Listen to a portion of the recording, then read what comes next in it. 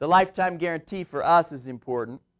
We want to make sure that the customer understands that keeping themselves in the maintenance club allows us to take any repair that they have over here and puts them in a position where that repair is guaranteed parts and labor for the life of that system as long as they stay in the club.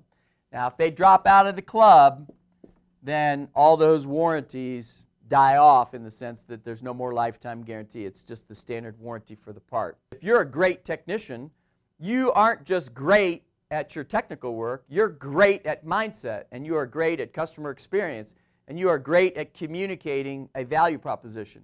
So if somebody in your service organization gives you a product, you need to become great at understanding and internalizing that. So the internalization of this is key.